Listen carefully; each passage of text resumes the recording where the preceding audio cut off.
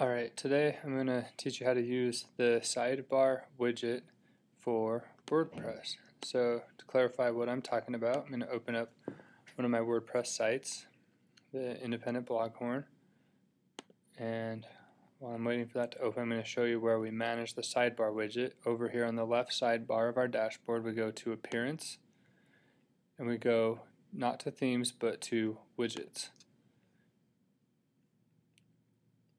And what the sidebar widgets manage is, if you look over here to the right of my site, I have a banner ad here, I have some sponsors here. Right here I have some of my latest posts, some of my most popular posts, my latest comments, more sponsors. I now have a list of all the links of other blogs that I link to.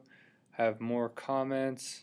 I have a place where you can subscribe to my blog with an email reader. I have archives of all the months I've been writing my blog, recent posts. I have little badges of directories and blogging networks that I'm a part of. And this could go down as long as I wanted it to go down, as long as I keep adding more and more things into the sidebar. And you'll notice when you look at other blogs that a lot of them have their sidebars packed full of interesting things and little features and bells and whistles for their site. And so learning how to manage it is an important part of setting up a website with WordPress. And the good news is it's really easy to manage. So when we come in here to our back end, we go to Appearance and Widgets.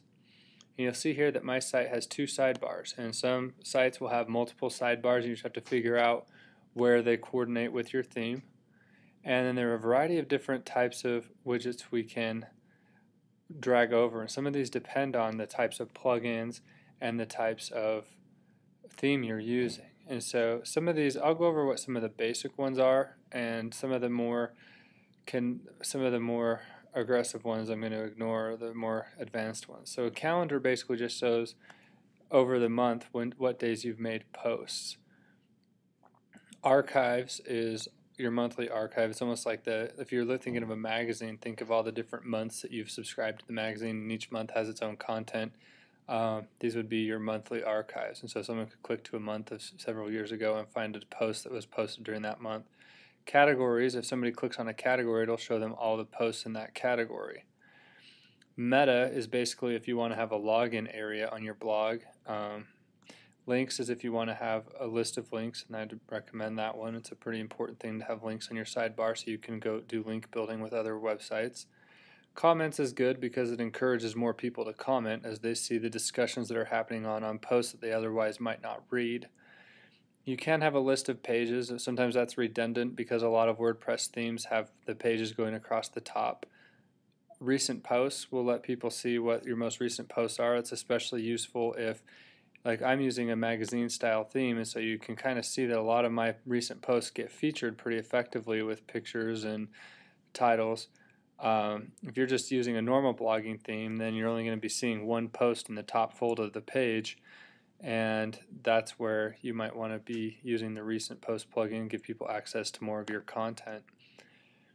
RSS feeds are something that we'll talk a little bit more about in the future, but that basically enables someone to subscribe to your blog through online tools like a reader or through an email subscription where every time you publish a new post it'll come to their email so they can read it.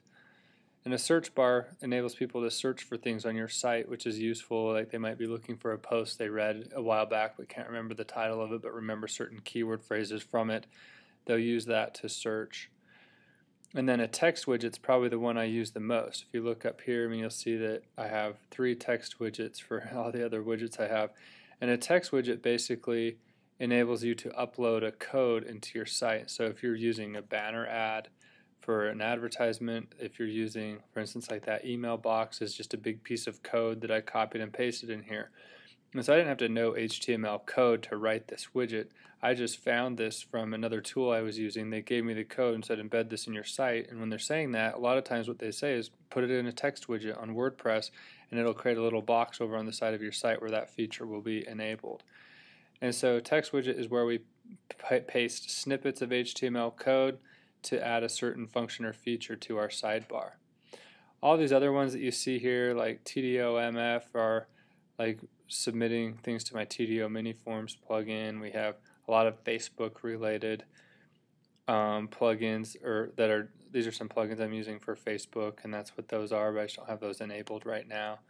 and that basically teaches you the basics of how to use widgets. And since some of you won't be using the same plugins, you might not see these Facebook ones. That's why I'm not going to talk about them, but we will talk about integrating your site with Facebook in future tutorials.